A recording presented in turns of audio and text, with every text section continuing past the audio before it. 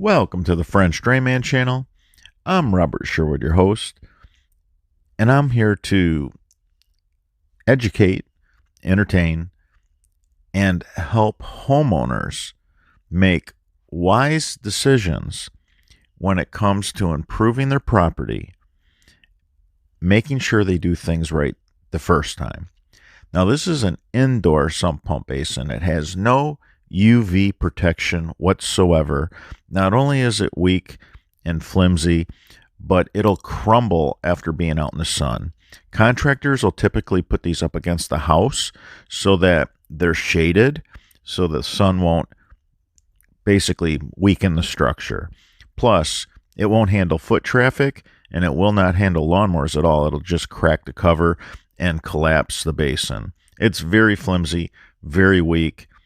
Now, ours has UV protection, so I want to explain the differences, as well as it'll help extend the life of your sump pump. Now, what we did is we went ahead and we wanted to see how much water it would take to turn the sump pump on. We poured 5 gallons into this basin, this indoor basin, by the way. It's not intended for the outdoors. No UV protection. Very flimsy. It's actually by design meant for concrete to be poured around it on the outside so that it will actually hold its shape and give it some strength. So 5 gallons, basically, I have a sump pump in there that's not plugged in. And 5 gallons, that is all it took for the float to come up and for the switch to turn the pump on. Going to run pretty much at 5 gallons, okay? That's it. So by design, just by its very design, this tapers. It tapers and it's smaller at the bottom.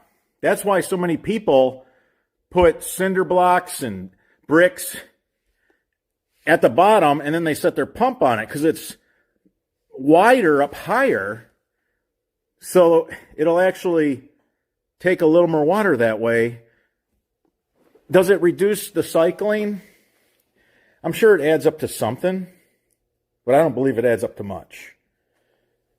Now, I have a fully patented duplex system that's been something that's been conversation of the industry, and it's been a game changer. Contractors and DIYers are having all kinds of success. Look at this one more time, since we went through the trouble to do this. So there, it's off. That I pushed the float down as if I'm going to let it up really slow because I don't want it. I want it to. So it was like 5.1 gallons of water turns this pump on. Now, this is your typical, basement type setup. And I don't recommend it for the outdoors. Never have. So let's look at the alternative. Let's take a look. Okay, so what I discovered after 35 years as a contractor, and never did I use an indoor sump basin for an outdoor yard system, I discovered going deeper and wider in diameter wasn't the answer. The answer was an extended chamber. A really nice long chamber. That way the water can come up. And when it turns on, you have this entire chamber, depending on how you build it, tens and even hundreds of gallons of water. Why is this important and why is this very significant to the longevity of your yard system? Well, if you want as minimum maintenance as possible, The key is in the switch of the sump pump. Let me explain. All right, so I just showed you how 5 gallons of water triggers this, like 5 gallons in a cup. So then it runs that out. Then 5 gallons fills it, runs it out. 5 gallon fills it, click, runs it out. Think about that. 5 gallons at a time. Think about that. 99 out of 100 sump pump failures are in the switch. The switch mechanism, the mechanical mechanism, it just gets overworked. And I've learned this and I know this. Now, I'm not a guy that runs around in a van charging service fees. So I'm not big on replacing sump pumps. So I designed a system where it holds, we always build them to hold hundreds of gallons of water. So that when it goes on, here's the discharge. When it goes on, it really counts. And it runs the water down. Then it takes hundreds of gallons, if that's how you build them. Because see, I can make this chamber however long I want. We had a gentleman come and pick up a 12-foot section and an extra coupler on his duplex. And I get it. I applaud him. I encourage more length. It's not go deeper and, have a wider diameter pit. Because, I've done all that. Here, I just so happen to have some dual wall.